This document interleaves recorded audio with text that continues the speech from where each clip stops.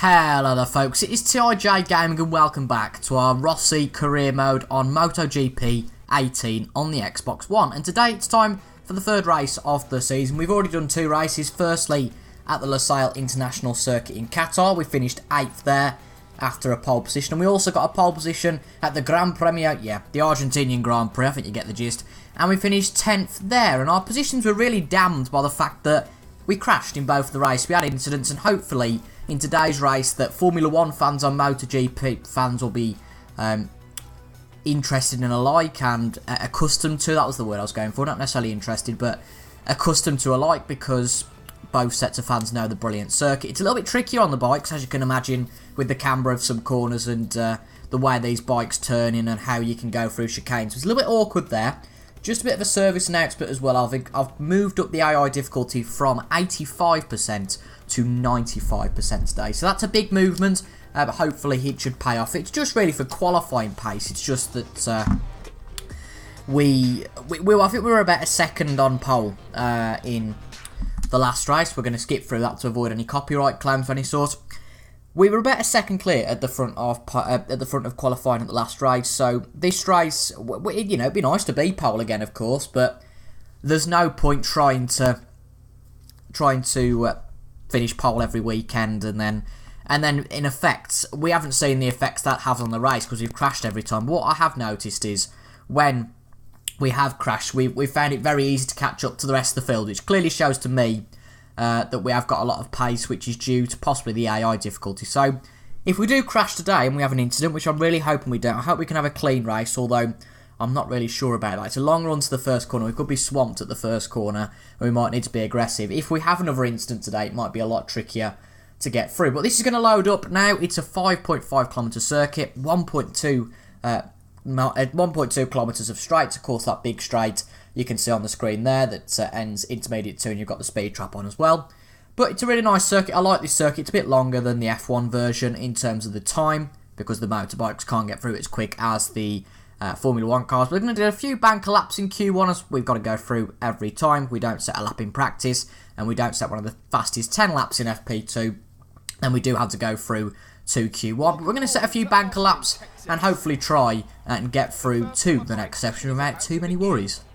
We like to start from the pit lane in this session. I know it sounds bizarre, we usually just go out for the flying lap, but I thought at this circuit, which is when I'm used to driving in the Formula 1, there's a lot more differentiation between speeds, between cornering speeds, between styles, and when you turn into these corners. So I felt that I'd get a lap in terms of a banker lap in that coming out of the pits, because let's be honest, this start-finish straight probably isn't the hardest straight to master, although this first corner might be tricky. There's a lot of tight turns at this corner, well, not at this corner, but that's a tight corner, but it's a lot of tight turns at this circuit, the next few being poignant and reminiscent of that. Now, in the Formula 1 cars, it'd be pretty much flat. You could hit all the apexes, however here it takes a lot more skill, expertise, angle to master that, and we've done just the opposite of that. We couldn't have mucked that up anymore if we would have tried.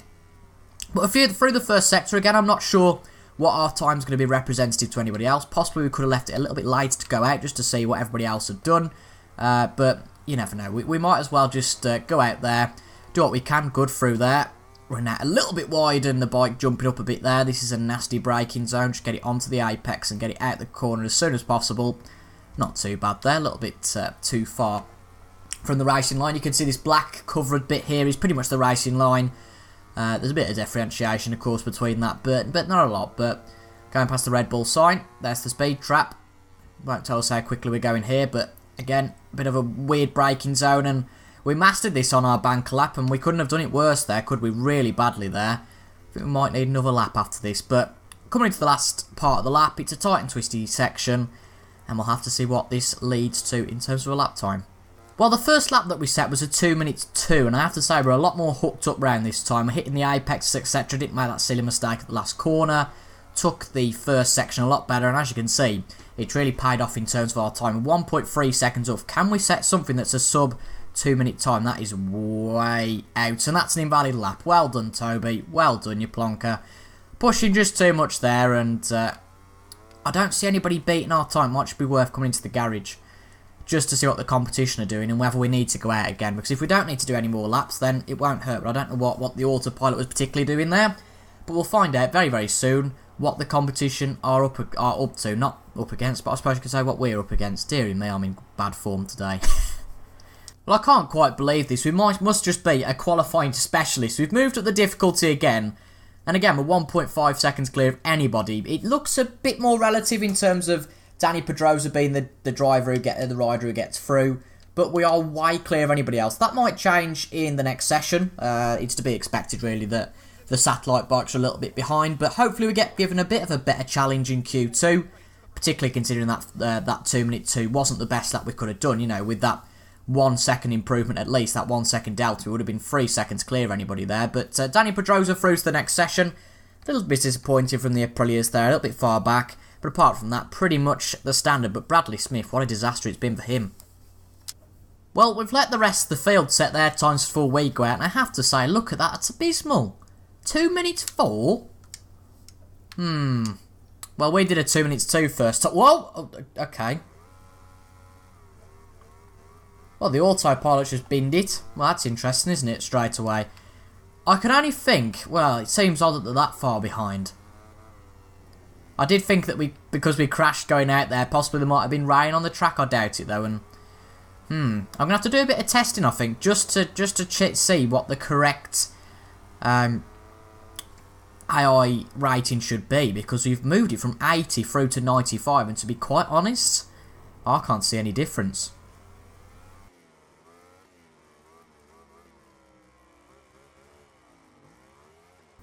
Oh, we're off. Well, we were 8/10 up in the first sector, and we've crashed it. We've binned it there. Too much power coming out of that tight corner. We were way up in the first sector, but this could jeopardise our qualifying, you know. Oh, dear. This isn't good, but I think in the future we definitely need to move the rating up in terms of the AI rating. But I'm not sure what effect that'll have on race pace. I suppose we'll find out in the race. If we can put it on pole and then win the race at a canter, it's definitely the fact that the AI is a lot lower than it should be. But if they do compete, it'll just be the case that the qualifying is just too weak from the AI. But we'll find out anyway in due course. We need to set a good lap. That's the most important thing we can do here. All the times are dropping here. They are drastically dropping. Not too much, but ooh, our pole could be under a little bit of jeopardy here. 2.2 from Dovi, a little bit better. What can we do in comparison? Will we whoop that time? Will we be quite close to it? Let's find out. Round the last corner, 58, 59, 2, 1, to 202, 032. 6 attempts clear of Andrea Dovizioso there. I'm glad we did go out and set a good lap. They actually brought it to us come the end of the session there. So, good stuff. We're going to finish the session. See if anybody sets a mega lap. Marc Marquez might be one to worry about. But let's have a look. So, let's fast forward. We are on pole, but Marquez is only 3/10 of a second away. So that's a little bit more like it, actually, from the class MotoGP riders. But really close there. The same front row once again. Ourselves on pole. Marquez second. Dovi third. It's time for the Grand Prix of the Americas. Hello from Austin. We're here in Texas. In about a few minutes, we'll be bringing you the MotoGP race. The skies over the track are clear of clouds, and the latest weather reports forecast temperatures in line with the seasonal average. The cameras are accompanying us on a tour of their favourite riders for today's MotoGP race. We can't make predictions, but judging from the extremely competitive qualifying sessions, we're sure we're going to see a fantastic show. There is Andrea Dovizioso waving at the camera, waving at us possibly, I doubt it. But, of course, himself and Marquez are leading the championship, both with 43 points. Ourselves, however, I believe have 10. So we have a lot to catch up on. And a win wouldn't be the worst thing here to try and get caught up. We start on the outside of the grid, so it's ourselves on pole, Marquez second, and Dovizioso in third. Going down the grid, we've got Lorenzo again in 7th place. Johan Zarco, 10th. Pedrosa, only 12th. Disappointing for him. Decent qualifying from the KTM of Espargaro. Impressive from the Aspar of Bautista as well, up in 13th. But as we pointed out in qualifying, a really poor performance. Must have been a really bad lap from the KTM, the British KTM of Bradley Smith. These are going to be crucial. These corners are going to be absolutely crucial on the first lap. It's all clear. There's a bit of wind to the northeast, but that shouldn't affect us whatsoever. And hopefully, after a few corners, we should be running in first place like we are now. Here we go then. Getting all ready for the start of the American Grand Prix, the Texas Grand Prix, whatever you want to call it, COTA Grand Prix, or just the race in America. We've got to pull the clutch. The lights are out now, and we are away for the American Grand Prix. We've not been I don't know what I'm on about, sandbagging. We've not been sabotaged at the start at all. We had a decent start, lost a few places to the two leaders. They're scrapping through the first now, so I was very tentative there, and interesting to see they've got that right. Jorge Lorenzo charging through the field from 7th place at the start up to 3rd. I think it's Lorenzo anyway. It might be Petrucci. Let's focus on staying on the bike through here. 5th place we're down to, but this doesn't look too bad at the moment. Good start from Alex Rins on Suzuki as well. Yes, I think it is Jorge Lorenzo. Sirens crashed on the Yamaha Tech 3. Disappointing for him. The teammate of Johan Zarco. Here comes Vinales and the other Suzuki. Zarco just behind us. Not the best start for us here at all. Johan Zarco coming up, and here's Pedrosa. But back up to 7th place we go. We have got the race pace. I wouldn't worry about that braking very late into here. Oh, unbelievable. What are we doing? Oh, Dovy's off as well. Oh, that's Lorenzo, not Dovey. That was just idiotic from us. I said we should be clean, and we were. We were clean. We should try and keep this, but as usual, we just, well, kamikazes into that corner. If it was a real-life race, would have been given a big penalty for that, but we just outbroke ourselves, too aggressive there. And once again, we're going to have to work our way through the field, which looks like a very bunched field, so this could be a lot easier than we anticipate. But a Ducati out there, ooh, dear. Nearly taking Carol Abraham out there. Got to be aggressive, though, here. Don't want to take anybody out, though, at the same token. Best not to take ourselves out as well. But at the end of lap 1, we have fallen off the bike again. This is not a good run we want to get into. We don't want to be known for Crashter Rossi. But Simeon back up the inside. We'll take him again. We've tapped into the back of Luti, but we're going to make sure we don't take him off. Although we've hit him about 4 times since then. Bradley Smith, a good start from him, even though he started last, and that's way too late into the braking zone. Vinales up to 3rd place. Another scrap at the front, as you can see, between Marc Marquez and Andrea Dovizioso. Can we get a good run into this first corner? I don't really know about that. We could do. But once again, it's going to be an uphill struggle to try and finish anywhere decent in this Grand Prix. Right on the back of Bradley Smith coming through the S section. That's not the best place to start overtaking. Although if we can get a good run out of this right-hander, we can get on the inside. Not much grip out on that inside line. Just tapping the back of Bradley Smith there just to get a good run. No, still no room. There's the Suzuki that we took out earlier. Just trying to get back past us. I wouldn't bother Rins, because they'll just do what we did last time. Lorenzo takes the position as well. We're not very good through that corner. Right, let's get this right this time. Very quick through there, Lorenzo. We tap the back of him.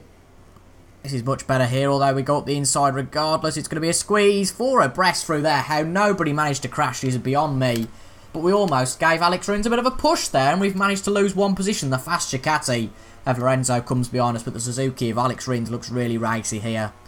Right, let's get into the braking zone and make sure we don't outbrake ourselves at the inside of Bradley Smith. We'll take Alex Rins as well while we're at it. And it seems about 3 other riders, but they get the undercut on the corner. And unbelievably, Alex Rins finds himself ahead of us again. Unbelievable. Right, 2 laps nearly done out of 5. We need to make sure we get in these positions. We need to finish higher than we are at the moment, or else I think we've, well, a few races in, our championship battle could be just over already, and we've took Lorenzo out. Well, that's your own fault, okay. You just went up the inside, and, well, we might have cut him off, but you've just got to be ruthless here.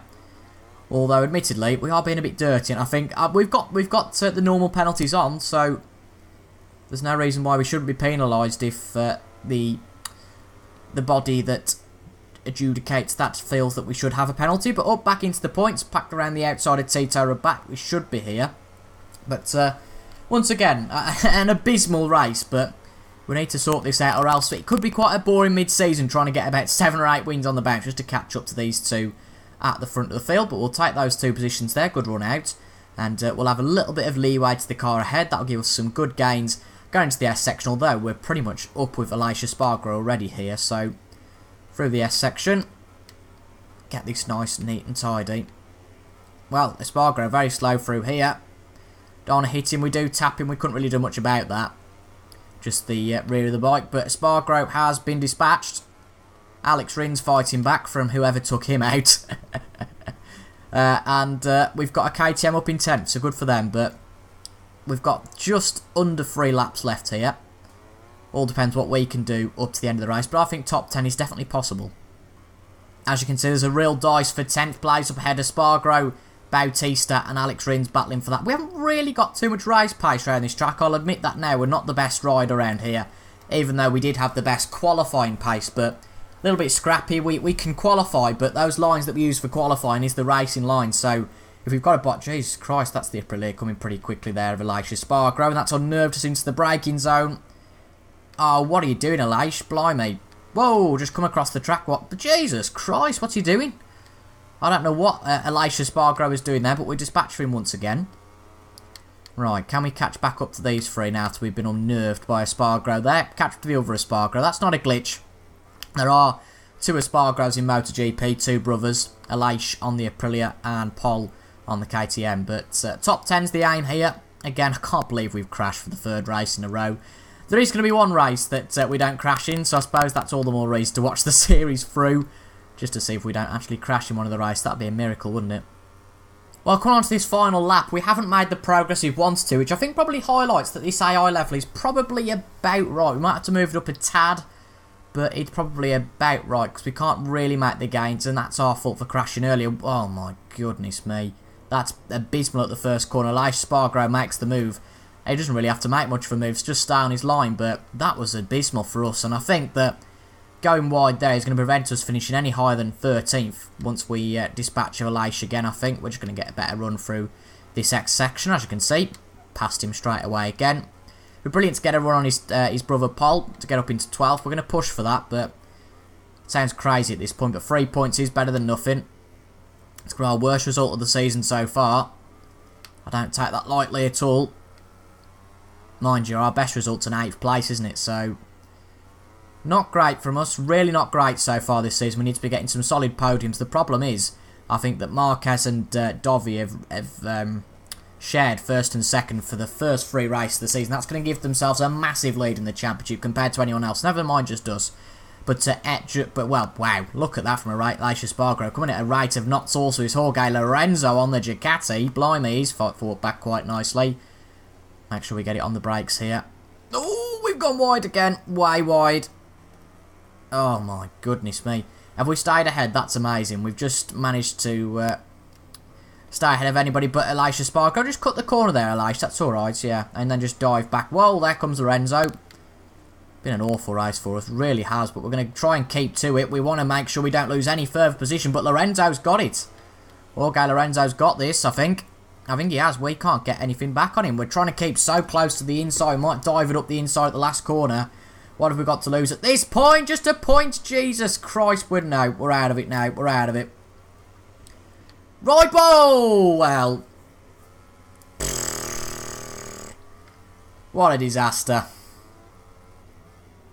Well, we've got a ride-through penalty here. But that just all went wrong. Unbelievable.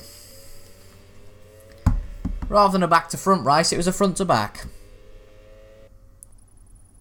We seriously need to make sure that we perfect our riding in the future. This is abysmal now. Look at this. Marquez with 70 points in the championship. Dovi with 65. And we're all the way down in 12th with 13 points. 57 points off already. It's going to be a real uphill battle now. Oh, well. Oh, dear. Not the best start to the season, is it, at all? That was awful.